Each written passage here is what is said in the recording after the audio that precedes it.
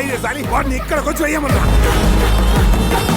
వస్తాడు, బ్రహ్మ రాక్షసుడిలా వస్తాడు, దహనం చేస్తాడు. ఎవర్రా వేసేసింది?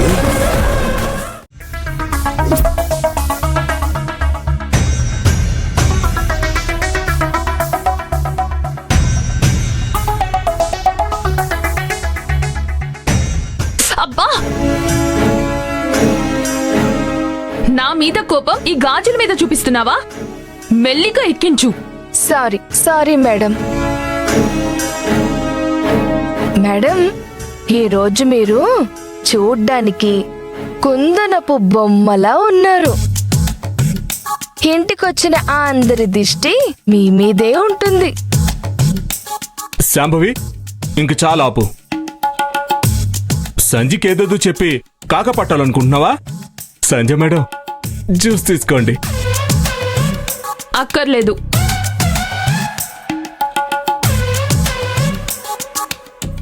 అంటే ఏంటండి మీరు అంటుంది? మేడం అందంగా లేరనా? నేనేమన్నా అబద్ధం చెప్తున్నానా? ఇదిగో శాంభవి, సంధ్యకి ముందే నేనంటే కోపం. నువ్వు అగ్నికి ఆజ్యం పోసి రెచ్చగొట్టకు. నేనిప్పుడు మేడం అందంగా లేదనట్లేదు. మేడం చూడ్డానికి అప్సరస, మేనక, రంభ,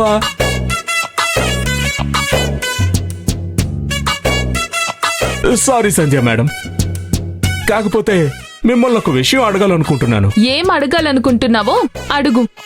సంజయ్ మేడం, ఇదొక ఫంక్షనా చెప్పండి? దీనికంటే ఈ దత్తత తీసుకోవడం ఆపేసినా బాగుండేది. ఏంటి సత్యపండన్నయ్య, విశ్వాన్ని దత్తత తీసుకోవటం నీకు ఇష్టం లేదా? అయ్యో, అబ్బబ్బబ్బా, నా ఉద్దేశం అది కాదమ్మా. అత్తయ్య గారు విశ్వని దత్తత తీసుకోవడం బాగానే ఉంది.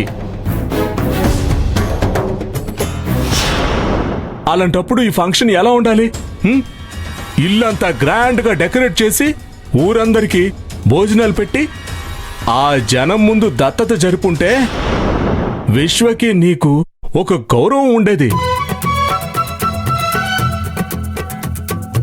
అప్పుడు మీరు అందంగా మేకప్ వేసుకుని తిరుగుతుంటే మీ రాజస్వం ఉట్టిపడేది.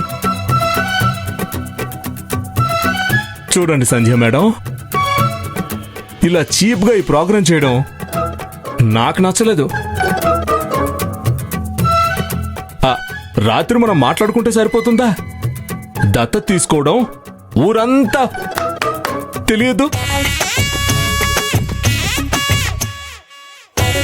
అదేమీ లేకుండా ఈ రకంగా దత్తత కార్యక్రమం జరిగితే మీ ఆయనకి మళ్ళీ అవమానం జరిగినట్టే. అంతేనంటారా?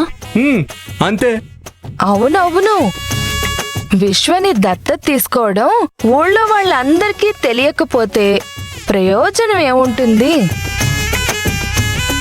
ఎందుకంటే దత్తత ఆపేయడానికి మీలాగే చాలా మంది ట్రై చేస్తున్నారు కదా.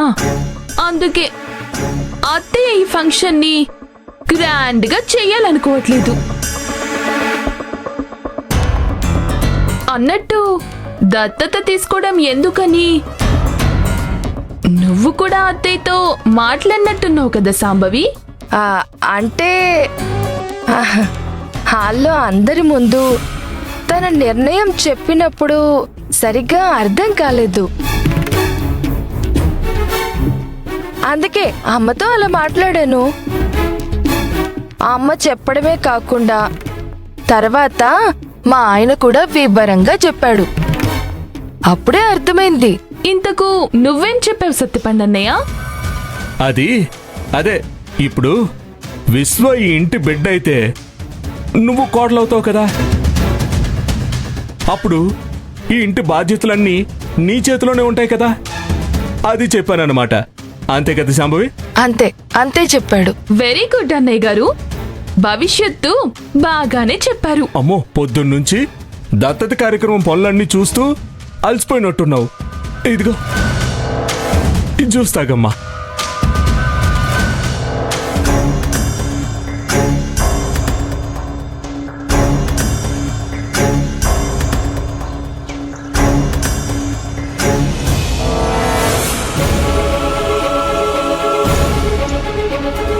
మన ఊరిలో ఇంత దారుణమైన హత్యలు జరిగాయి.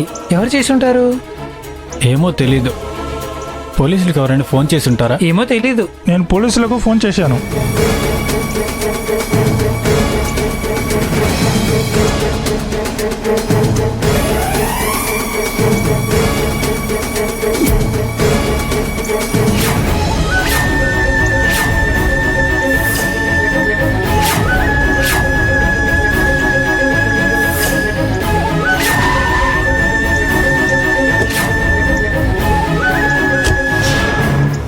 వీళ్ళే సార్.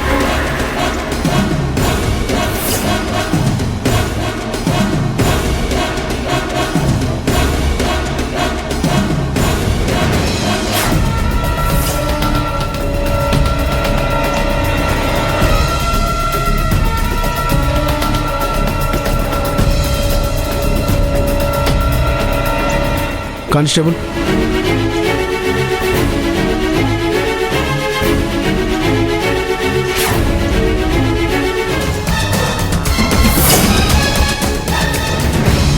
తాత, చనిపోయింది ఎవరో కాదు, మన రాజేష్ బాబు.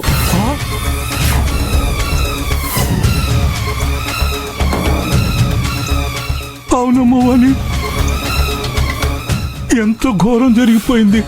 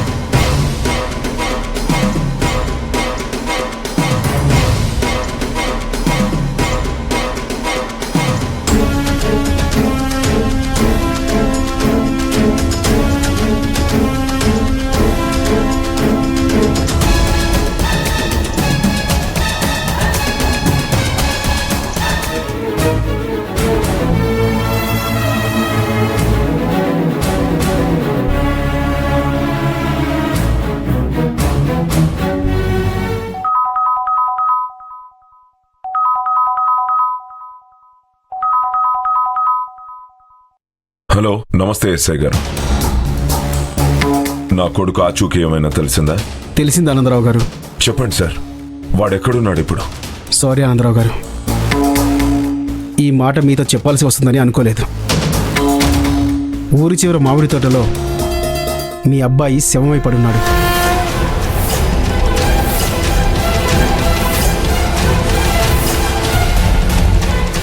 ఏమంటున్నారు ఎస్ఐ గారు?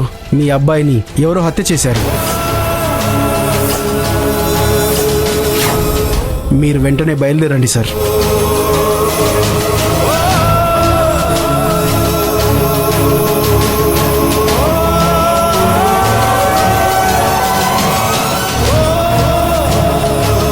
రాజేష్ని ఎవరు హత్య చేసుంటారు? తప్పు చేసిన వాళ్ళు ఎవరైనా తప్పించుకోలేరు. మా ఇన్వెస్టిగేషన్లో అన్ని విషయాలు తెలుస్తాయి.